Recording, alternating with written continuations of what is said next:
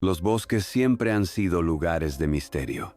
A simple vista, parecen un refugio de calma y aire puro, alejados del ruido, del cemento y de las prisas de la ciudad.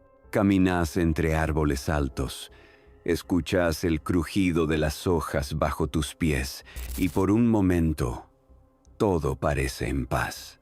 Pero si te quedas lo suficiente, si dejas que la noche caiga sin apuro, te vas a dar cuenta de algo.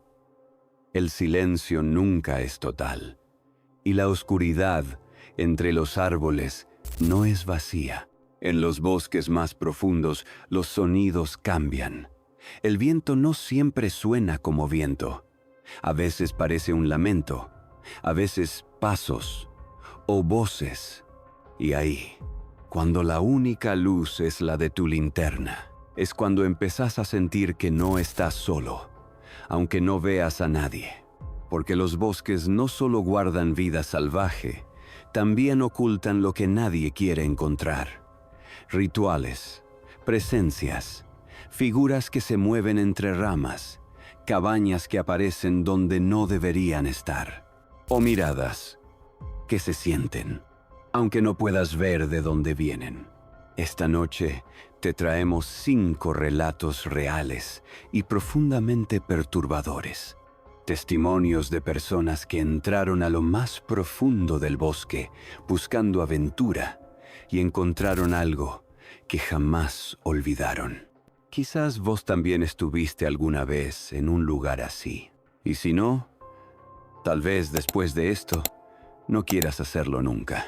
Martín era biólogo y había sido contratado por una universidad extranjera para hacer un relevamiento de flora en una zona remota de la selva, lejos de cualquier asentamiento, sin señal, sin caminos transitables, solo vegetación densa y un silencio espeso que parecía envolverlo todo. Iba solo, como solía hacerlo, equipado con una mochila, brújula, GPS, provisiones para varios días y una pequeña tienda para acampar. Al principio todo fue como esperaba. Humedad constante, árboles milenarios, especies raras, sonidos de animales que solo se escuchan en lo más profundo del continente. Pero al segundo día, mientras registraba una serie de orquídeas entre unas raíces retorcidas, notó algo extraño en el suelo.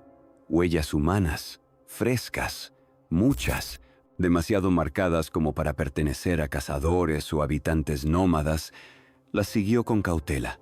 Aunque no había reporte de asentamientos en esa zona, su instinto científico pudo más que la prudencia y después de una hora de caminata silenciosa por un sendero que no aparecía en ninguno de sus mapas topográficos, llegó a un claro oculto por árboles altos y lianas gruesas. Allí, en medio de la nada, encontró figuras talladas en madera, alineadas en círculo, clavadas en el suelo con una precisión inquietante. Todas tenían rostros humanos tallados con un nivel de detalle impresionante, pero cada una compartía un rasgo perturbador.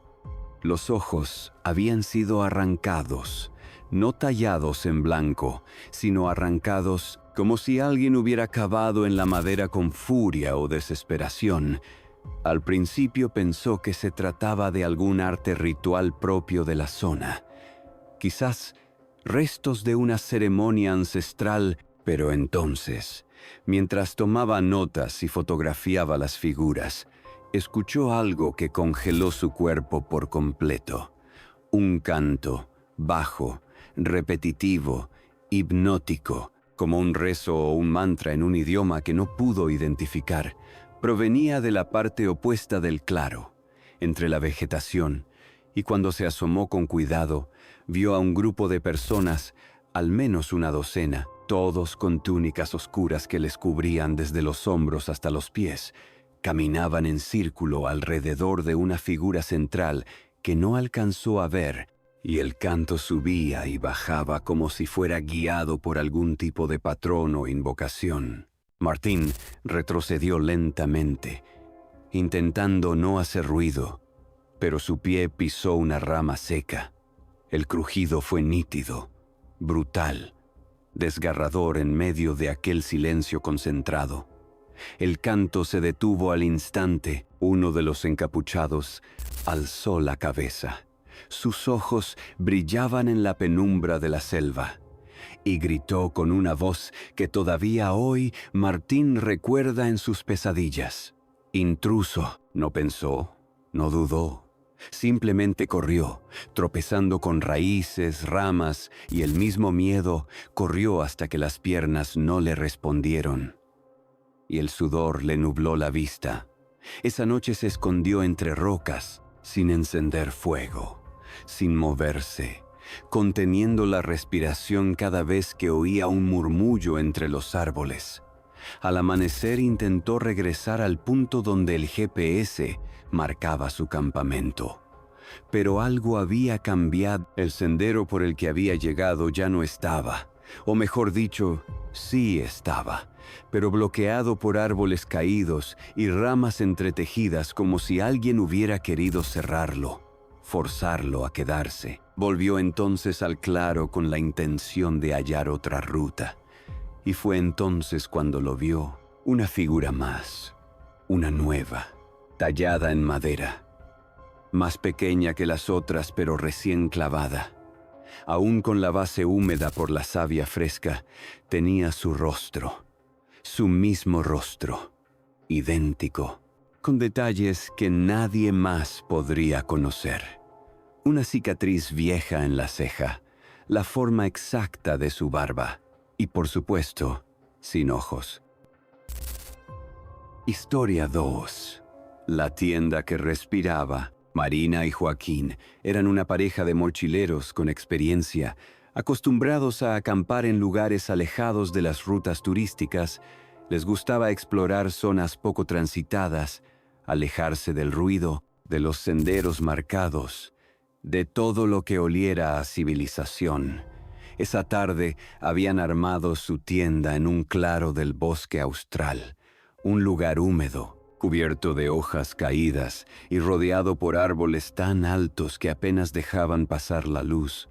Estaba lejos de cualquier camping oficial, pero justo eso buscaban: silencio, paz y cielo estrellado. Encendieron un pequeño fuego para cenar algo caliente. Conversaron un rato, rieron como lo hacían siempre, y cuando el frío comenzó a colarse entre las ramas, entraron a la tienda, se acomodaron en sus bolsas de dormir y, entre susurros y el crujir de las ramas lejanas, el sueño comenzó a vencerlos poco a poco. No sabían qué hora era exactamente cuando Marina se despertó sobresaltada, con la clara sensación de que algo afuera se movía. Al principio creyó que era parte de un sueño, hasta que lo escuchó de nuevo, un sonido rítmico, constante, muy suave, pero inconfundible, como una respiración larga y profunda, no como un animal acechando o una rama mecida por el viento, sino algo humano. Despertó a Joaquín en voz baja, y ambos escucharon lo mismo, una especie de inhalación prolongada, seguida de una exhalación húmeda y pesada. El sonido venía de todos lados, pero parecía más fuerte en la parte baja de la tienda, justo donde sus pies rozaban la tela. Pensaron en un animal grande, quizás un ciervo o incluso un oso.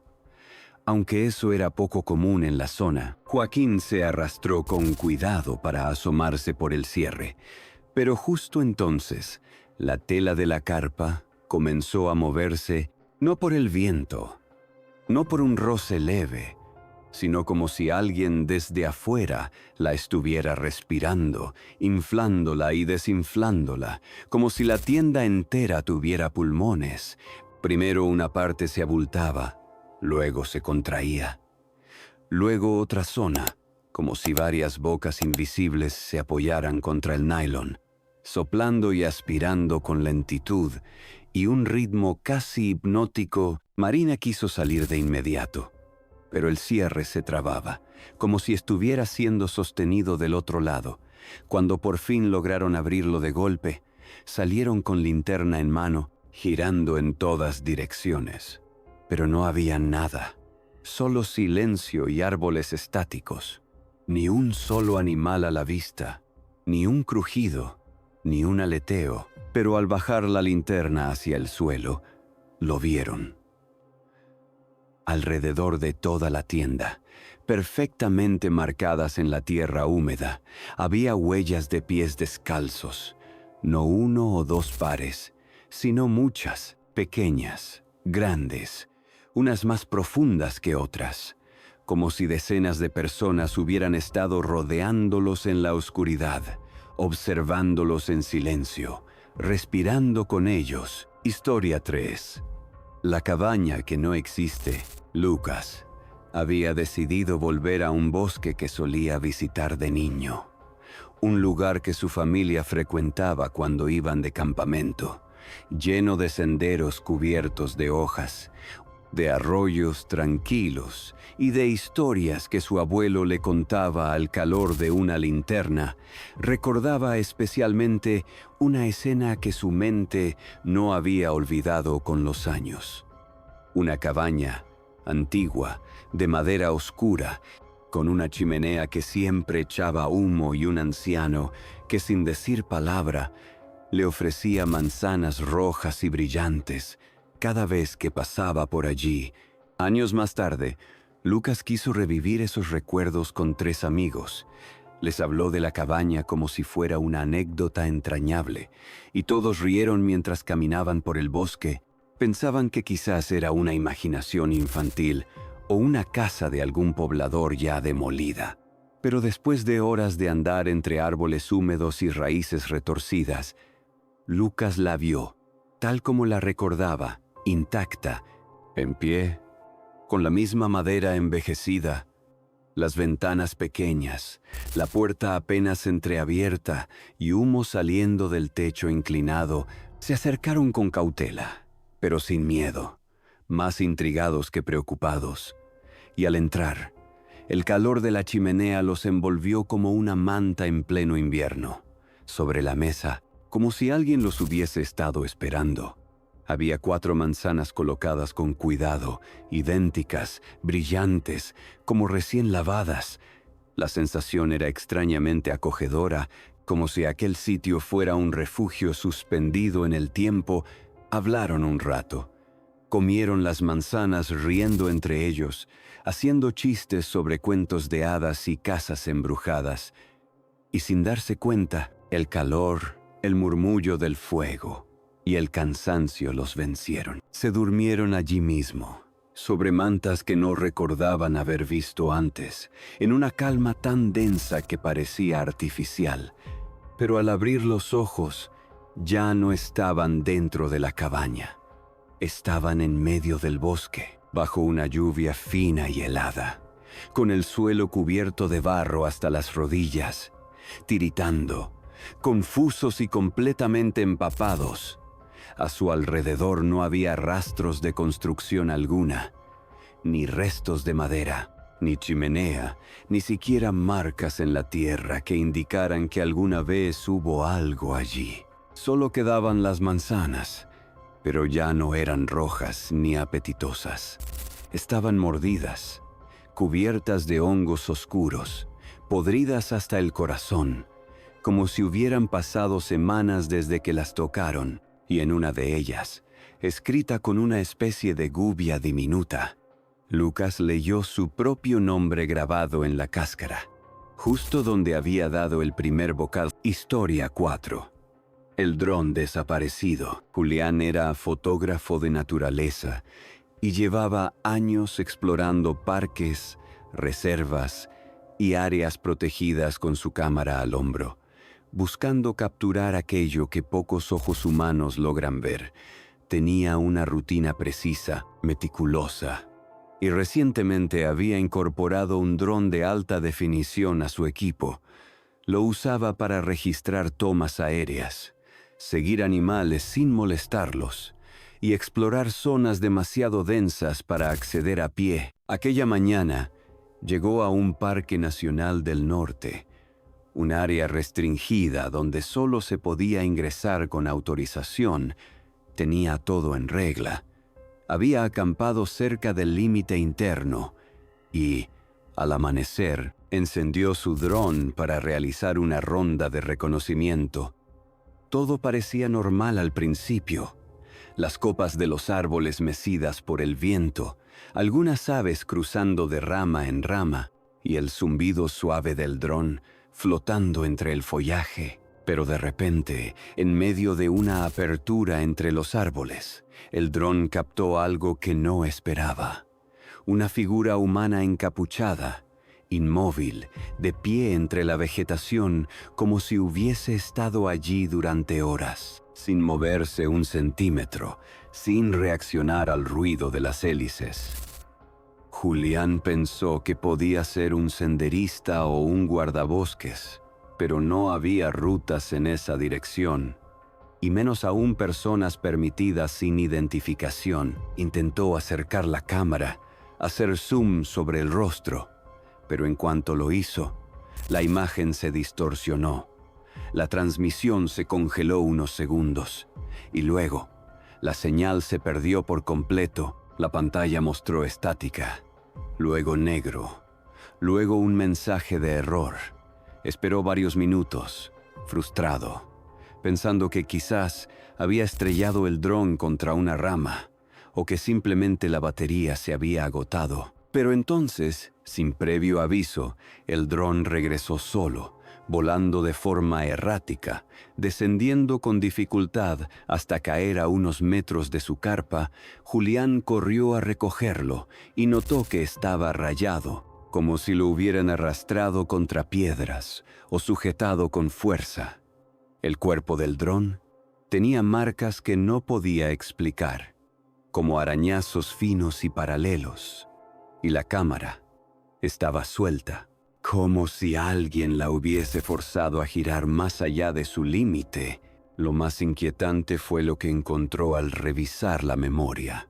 Entre los archivos dañados y las tomas fragmentadas, había una imagen intacta, guardada como la última del registro, una fotografía clara en primer plano de su propio rostro, dormido dentro de su carpa, envuelto en su bolsa de dormir, con el farol apagado y la cremallera cerrada, solo que esa foto había sido tomada de noche, desde dentro del campamento, en un ángulo elevado, como si el dron se hubiese detenido justo sobre él, o como si alguien más lo hubiese sostenido para enfocar. Julián revisó la fecha y la hora, y efectivamente coincidían con la madrugada anterior, cuando jura que no encendió el dron, que no lo usó, que dormía profundamente después de una jornada agotadora, y que, sobre todo, estaba completamente solo en medio de la reserva.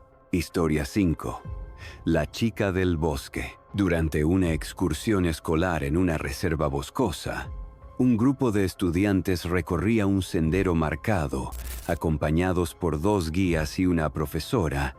Todo transcurría con normalidad, risas, fotos, charlas sobre la fauna local.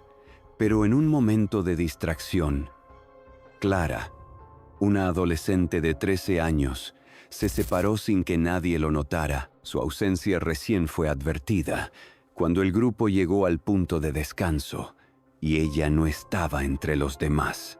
Entraron en pánico. Comenzaron a buscarla por los alrededores, llamando su nombre usando silbatos y comunicándose por radio con los otros guías.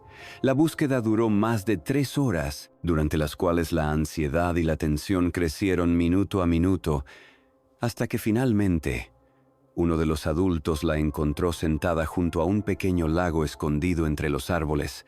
Estaba tranquila, sin rasguños, con el uniforme limpio y una expresión serena en el rostro, como si hubiese estado esperando. Cuando le preguntaron qué había pasado, Clara respondió sin titubear que no se había perdido, que una chica la había acompañado todo el tiempo, una chica de cabello largo, piel pálida y un vestido blanco que parecía flotar.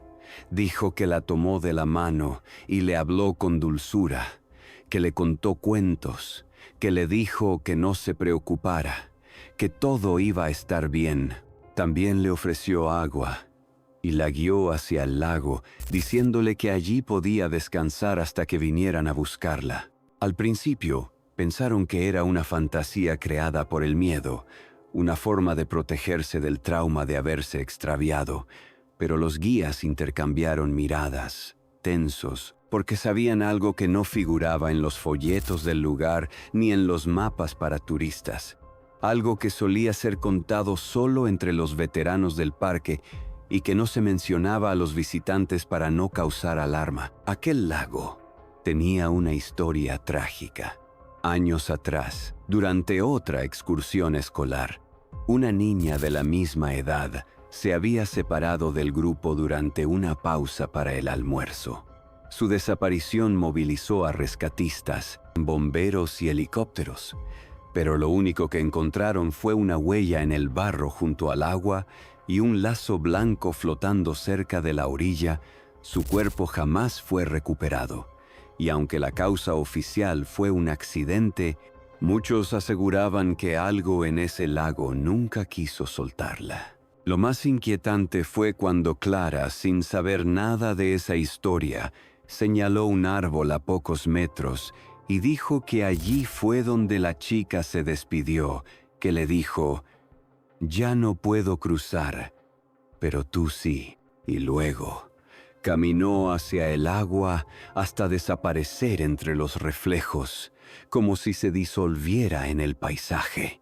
Los guías no dijeron nada. Simplemente agradecieron en silencio que Clara hubiera regresado, aunque sabían que no había regresado sola. Los bosques no solo guardan vida salvaje, no solo son el hogar de árboles centenarios, de aves nocturnas, de insectos ocultos y caminos cubiertos de hojas, también esconden historias que no están escritas en libros. Presencias que se sienten sin ser vistas y secretos, que han sido tragados por la tierra, envueltos en raíces y musgo, esperando ser descubiertos por aquellos que se atreven a adentrarse demasiado. Y cuanto más profunda es la oscuridad entre los árboles, cuanto más lejos estás de los caminos marcados, más fácil es perderse, no solo físicamente, sino perderse en la línea que separa lo real de lo imposible, en los ecos que no provienen del viento, en las luces que no deberían encenderse solas, en las voces que repiten tu nombre cuando juras estar solo, en lo que no debería existir, pero de algún modo existe. Si te gustaron estas historias, si algo dentro de ti sintió ese escalofrío sutil que se desliza por la espalda cuando la razón intenta rechazar lo inexplicable, entonces suscríbete para más relatos reales y perturbadores, porque cada semana exploramos lo que vive en los márgenes de lo racional, lo que acecha detrás del silencio, lo que podría estar observándote incluso ahora desde algún rincón oscuro de tu propia casa. Y cuéntanos en los comentarios. ¿Te animarías a pasar una noche completamente solo en el bosque, sin señal, sin linterna, solo con tu respiración y el crujido de las ramas? ¿Cuál de estas historias se te quedó en la mente? ¿Cuál te pareció la más aterradora?